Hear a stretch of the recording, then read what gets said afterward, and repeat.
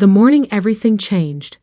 I was reviewing final testing data in my office at Meridian Technologies. My coffee had long gone cold, forgotten amid the excitement of what these numbers meant. After 3 years of research, countless sleepless nights, and more failures than I cared to count, Project Aurora was finally complete. I'm Dr. Alexandra Morgan, though most people at Meridian just called me Alex. For the past 5 years, I'd led their research division, specializing in quantum computing applications. But Aurora was different. It wasn't just another project, it was revolutionary. A breakthrough in quantum encryption that could transform digital security as we knew it. The knock on my door came at exactly 9:17 a.m.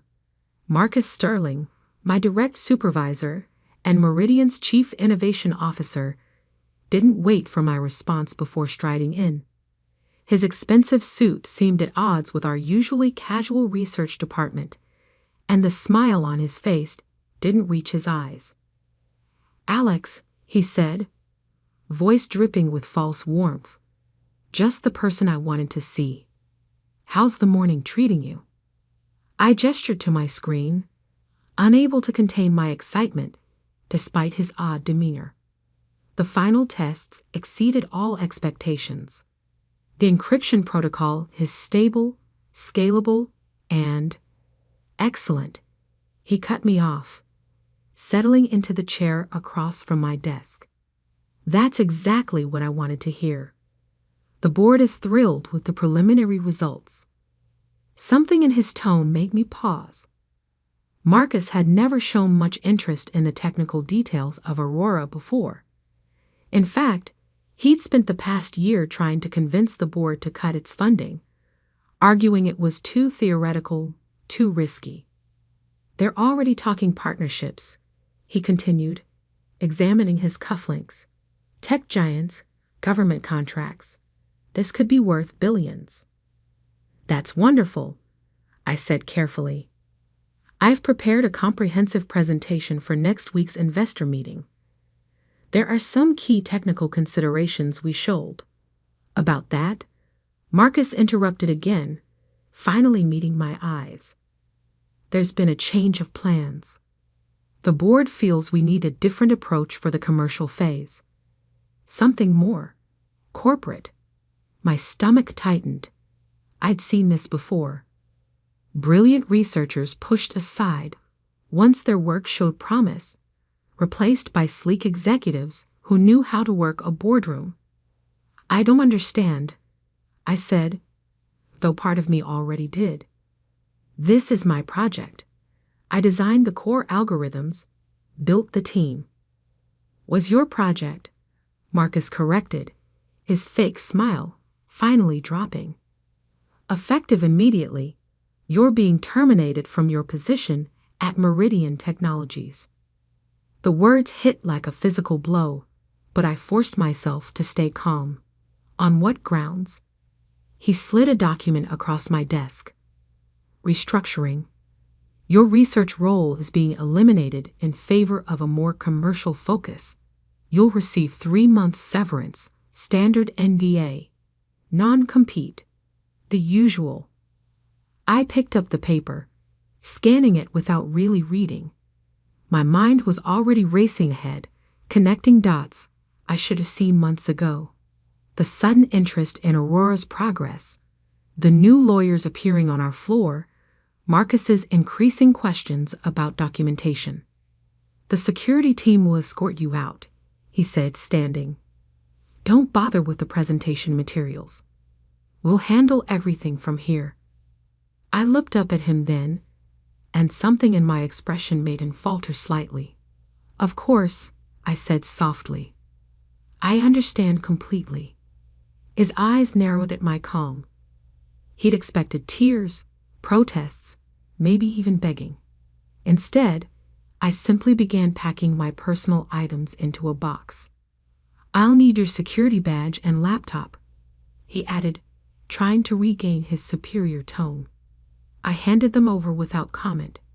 He didn't know about my personal laptop at home. the one where I'd documented every step of Aurora's development.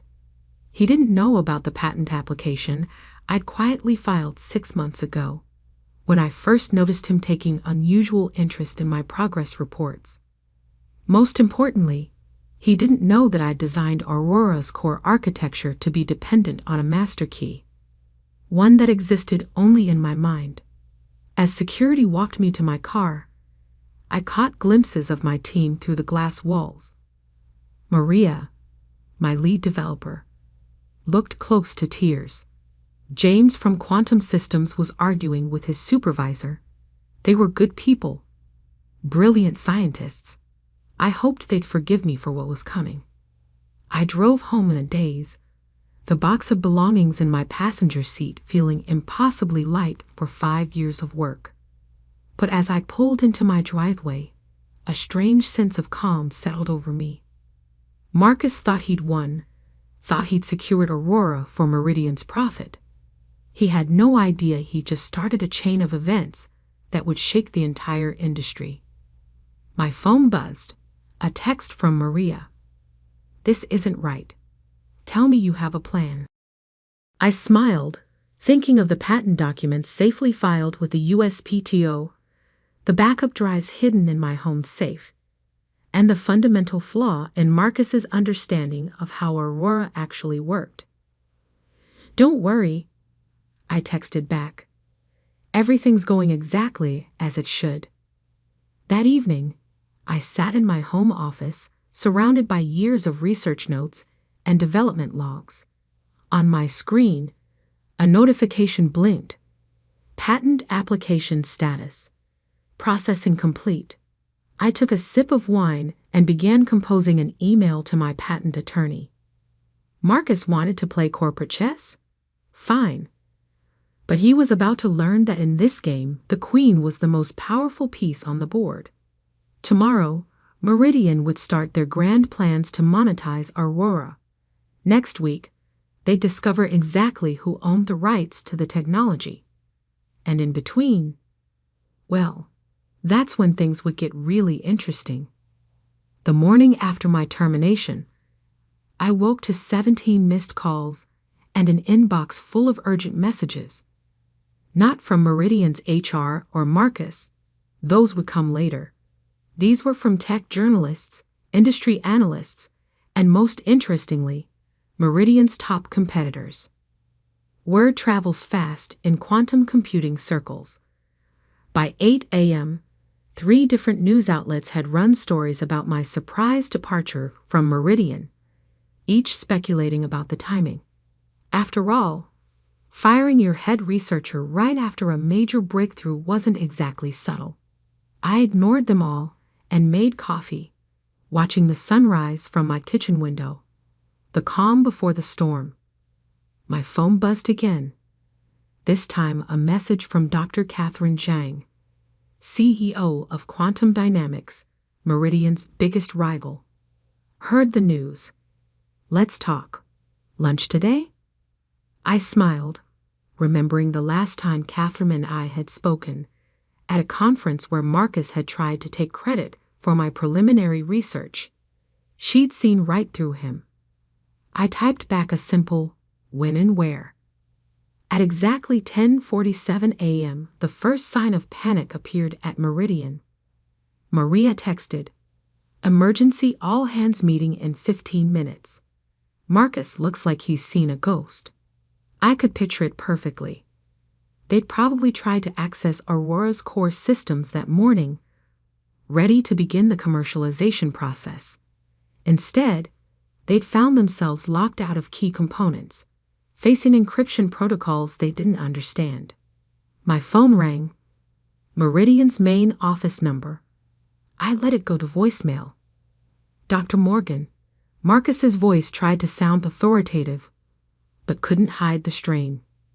"There seems to be some confusion with the Aurora documentation. Call me immediately." I deleted the message and got dressed for lunch. Dark blue suit, silver earrings, the confidence of someone who knew exactly what cards they held. Catherine was waiting at Vincenzo's, an upscale Italian place downtown. She stood to greet me, her handshake firm. Alex, you have no idea how long I've wanted to have this conversation. We ordered wine, a good Bordeaux, and waited for the waiter to leave before diving in. So, she said, studying me over her glass. Want to tell me why Meridian's stock dropped 8% this morning? I took a sip of wine. Probably the same reason Marcus Sterling has left me 6 voicemails in the past hour. She smiled, sharp and knowing. They can't access the full system, can they? They can access what they need to make basic demonstrations, I replied carefully. Enough to show investors something shiny. But the real architecture, the core innovations, I shrugged. That's a bit more complicated. Catherine leaned forward. You filed a patent. It wasn't a question. I nodded once. Personal filing, or through Meridian? Personal. 6 months ago. She sat back, eyes gleaming. And let me guess, it covers the foundational technology, not just the surface-level applications Meridian's been bragging about. The entire quantum encryption framework, I confirmed.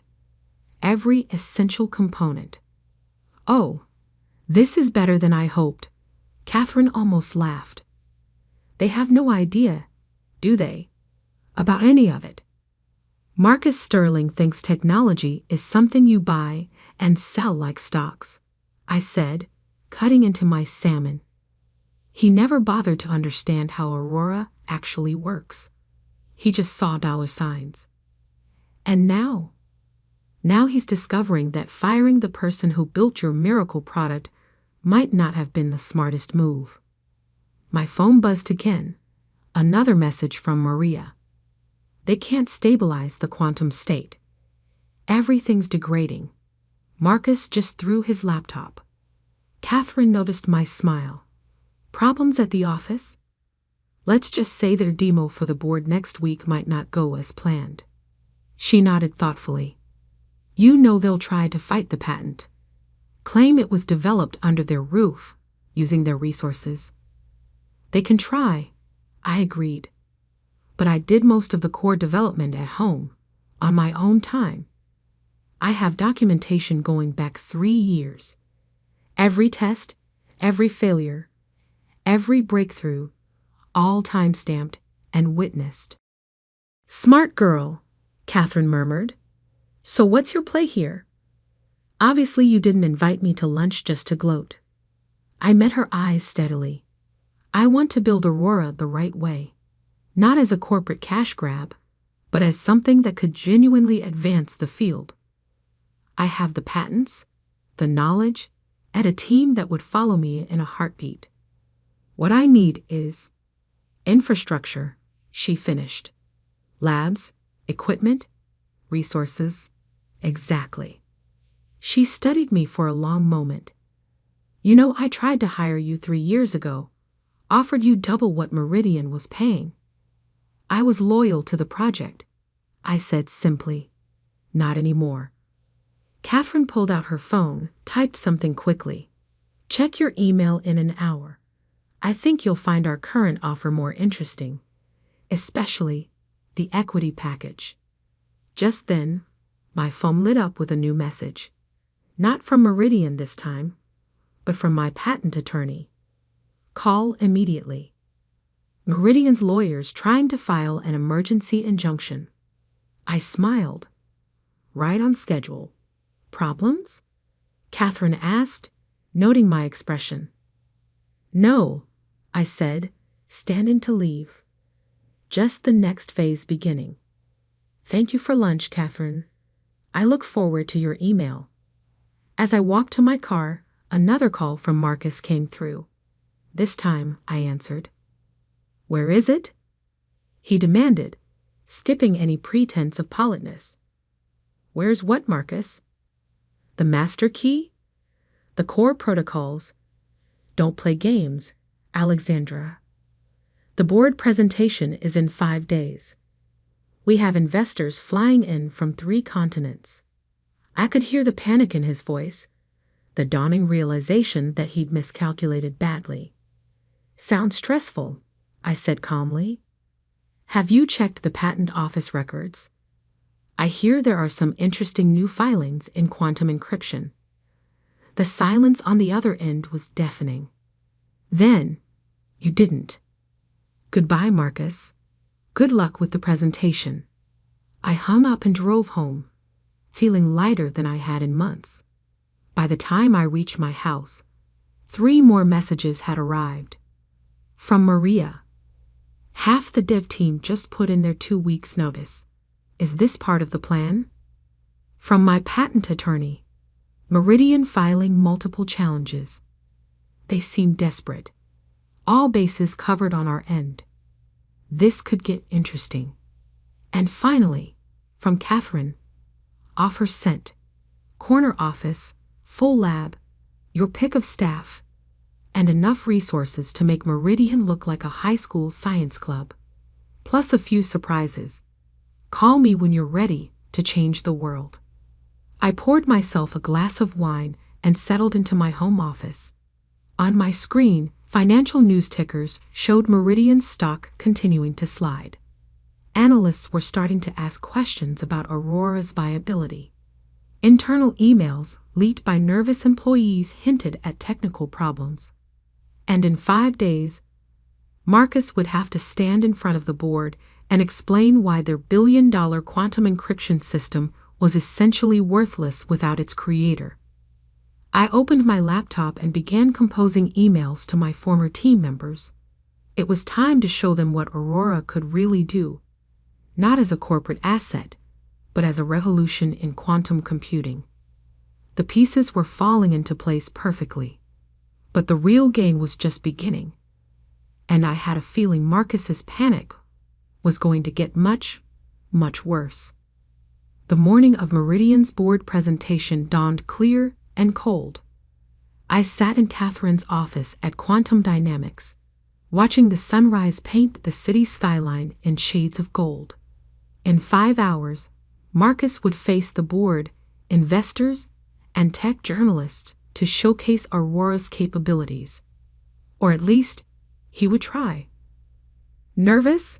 Catherine asked, handing me a coffee. I shook my head, just ready for this to be over. My phone buzzed. Another update from Maria, who'd given notice at Meridian, but stayed just long enough to witness today's fallout. "Complete chaos here. Marcus has been rehearsing all night. They still can't stabilize the quantum states for more than 30 seconds. He's going to try to bluff through it." Over the past 5 days, Meridian's carefully constructed facade had crumbled piece by piece. First, their legal challenge to my patent had been rejected. My documentation was too thorough, my independent development too well proven. Then their attempts to recreate Aurora's core architecture had failed spectacularly, exposing just how little they understood about the system they claimed to control. But the real blow came yesterday when the tech press got hold of a story that would run this morning, just hours before the presentation. I pulled it up on my tablet. QULNTUM COMPUTING UREAKT8ROUGH PATENTDSPUT reveals MERIDUAN technology DOE and Oblivion Revolutionary ENCRYPTION Subsystem. The article detailed everything: my firing, the patent filing, and most damaging of all, quotes from anonymous Meridian employees about Marcus's pattern of taking credit for others' innovations. "Your timing is impressive," Catherine observed, reading over my shoulder. "The board won't see this until they're already in the presentation room." I smiled faintly. Marcus always said timing was everything in business. My phone lit up again. A message from James in Quantum Systems. "They're doing final tests. Nothing works. Marcus just fired 3 developers for incompetence. Half the team walked out. Catherine checked her watch. Speaking of timing, are you ready? I stood, smoothing my dress. Let's go change the future of quantum computing. The drive to Meridian's headquarters was surreal. Security didn't stop us. Catherine Zhang was too well known in the industry to be questioned. We took the elevator to the executive floor, where nervous employees scattered at the sight of me. Through the glass walls of the main conference room, I could see them setting up. Marcus paced like a caged animal, barking orders at terrified techs. Board members filed in, followed by investors and journalists. The tension was thick enough to cut. Dr. Morgan. I turned to find Robert Wells, Meridian's CEO, standing behind me. His face was grave. You've created quite a situation, he said quietly. No, I corrected him. Marcus created this situation. I just refuse to be erased. He nodded slowly. The board has questions. Many questions. I'm sure they do. Especially about the 100 million in pre-orders Meridian accepted for technology they don't actually own. Robert's jaw tightened. What do you want? To watch, I said simply, gesturing to the conference room. Then we'll talk.